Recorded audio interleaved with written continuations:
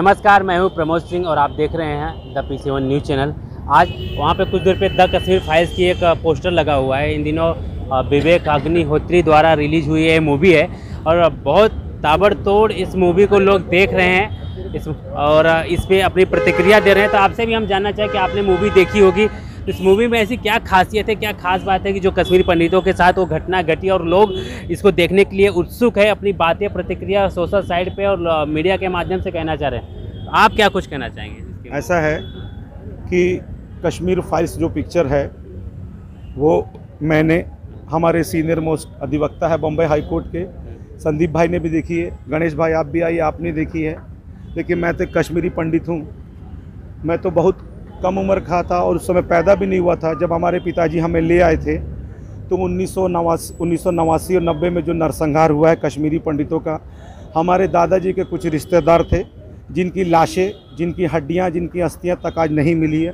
Kashmir files में जो भी दिखाया गया है वो एक पिक्चर के आधार पे, जो सच्चाई के आधार पे जो भी है वो सत्य है, वो कहीं ना कहीं गलत नहीं है। क्योंकि उस चीज़ को हम भी याद करके हमारे भी अश्रु कहीं ना कहीं गिरते हैं। क्योंकि अगर हमारे पिताजी नहीं लाए होते तो 1990 में हो सकता हमारे साथ भी मैं भी शायद नहीं रहता। तो कश्मीर की पिक्चर जो बनी है वो किसी किसी के विरोध में नहीं है, वो एक हकीकत है, एक सच्चाई है और जागरूकता है कि जागरूक होना चाहिए। सर ने भी पिक्चर देखी है, आप दो शब्द सर से भी पूछिए, आपको बताएंगे सर कि उस पिक्चर देखने के बाद क्या है। मगर पिक्चर में कोई ऐसा फालतू सीन नहीं है, कुछ नहीं। हकीकत है आज भी कोई कश्मीर कमीशन नहीं बना। सत्ता में कौन लोग थे, कौन दमशाली दबंगशाली लोग बैठे थे, कोई आज तक कोई रिपोर्ट नहीं बनी, कोई जांच आयोग, इंटेलिजेंस, IB ब्यूरो, कुछ भी आज तक कश्मीरी पंडितों से जुड़ी हुई कोई भी नहीं है। हाँ, मगर एक चीज़ है कि इस समय की जो सरकार है, आज़ाद भारत की पहली सरकार है, कहीं ना कहीं उससे आकर्षित होकर, उत्साहित होकर विवेक अग्निहोत्री जी ने पिक्चर बनाई है कश्मीर फाइल्स।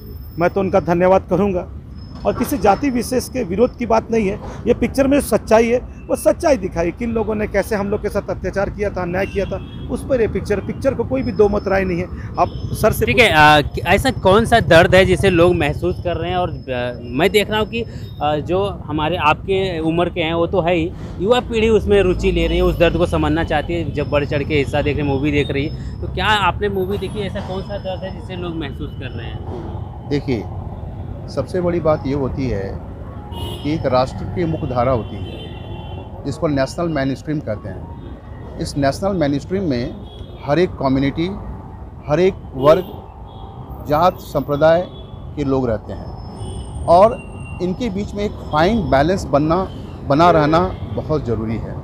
और ये फाइन बैलेंस 1990 में जो है टूटा था और जिसके कारण जो है एक ख़ास जो वहाँ के कश्मीरी पंडित थे उनके ऊपर जो अन्याय हुआ, उस अन्याय को अब तक जो है दबा कर रखी गई थी और इस अन्याय को जागरूक नहीं किया गया था।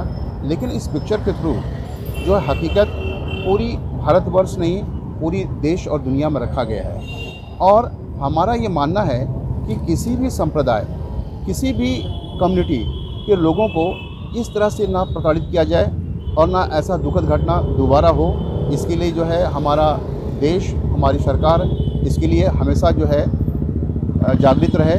और ये जो फाइल है कश्मीरी फाइल, ये एक आँख खोलने वाली, एक अपने आप में एक इपॉक है और भारतीय सिनेमा के क्षेत्र में एक क्रांतिकारी कदम है।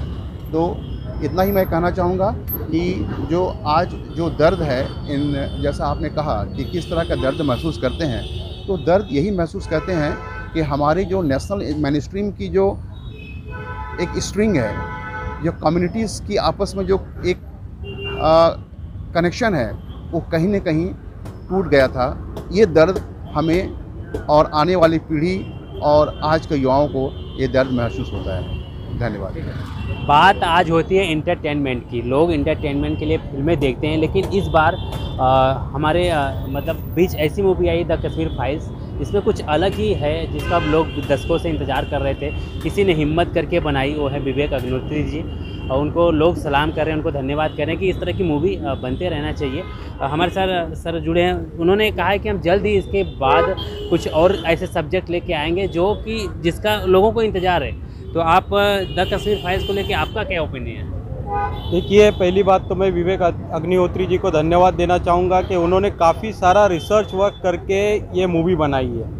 देखिए, 1990 में जो नरसंहार हुआ था, हमने तो काफ़ी सुना है कि भाई कश्मीरी पंडित वहाँ से स्थलांतर हो गए, या एक्चुअल में क्या हुआ था उसके ऊपर रिसर्च करना और वो जो है वो पर्दे पे लाना, ये काफ़ी डिफ़िकल्ट होता है। उसके लिए उन्होंने कहीं किसी कौम के खिलाफ़, किसी जात के खिलाफ़ ऐसा नहीं है, बट जो घटना घटी थी, जो एक्चुअल में वहाँ पे हुआ था, वो जानना भी बहुत ज़रूरी है, क्योंकि सच को आप दबा नहीं सकते।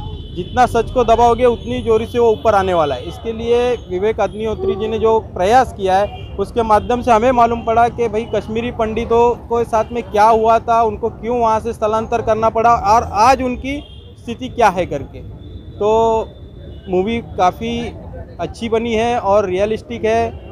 मैं तो चाहता हूँ हर भारतवासी जात पात के खिलाफ जाके ये सब मूवी देखनी चाहिए। और आज़ाद भारत की यही विशेषता है कि यहाँ पे हर कोई, आज हम आज़ादी से उसके ऊपर बोल सकते हैं, मूवी बना सकते हैं। यही हमारी भारत की विशेषता है। इसके लिए मैं हर भारतवासी से यही निवेदन करूँगा कि ये मूवी देखो, सच्चाई को जानो, बाद में इसके ऊपर टीका टिप्पणी करो, क्योंकि इसके ऊपर बहुत सारी राजनीति की जाती है। ये गलत है, ये मूवी है और ये हकीकत दिखाई गई। आप हकीकत को देखो, हकीकत से मुंह मत मोड़ो, यही मेरा कहना है। ठीक है संदीप जी, आप क्या कुछ कहना चाहेंगे? आपने भी फिल्म देखी, आज इस मूवी को लेके आपकी क्या राय है?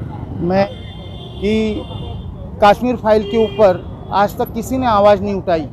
1990 से लेके आज 30 साल हो गए। 30 साल के बाद ये पिक्चर जब रिलीज़ होती है तो कश्मीर में हिंदू जो पंडित थे उनके खिलाफ किस तरीके से एक कट्टरवादी, जो शायद कहीं पाकिस्तान से आए थे, उन्होंने भेजा था, ये पता नहीं, मगर ये तो है कि कट्टरवादी जो एक जमात है, उन्होंने उनके खिलाफ बहुत गलत किया। उन्होंने मस्जिदों से नारे लिए दिए कि भाई तुम यहाँ से छोड़ के चले जाओ।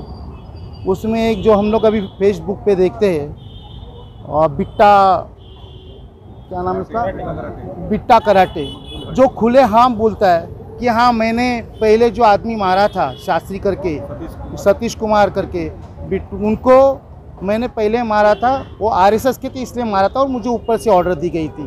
तो एक ये अलग जो जमात है, हम मुस्लिमों को कोई ब्लेम नहीं कर रहे, मगर तुम जब बोलते हो कि आतंकवादी का कोई धर्म नहीं होता, तो फिर तुम अभी उनको क्यों सपोर्ट कर रहे हो? उनके हिसाब से क्यों तुम खड़े हो रहे हो? उनके हिसाब से क्यों नारे लगा रहे हो कि उन्होंने गलत नहीं किया था? ये सब चीज़ें गलत है।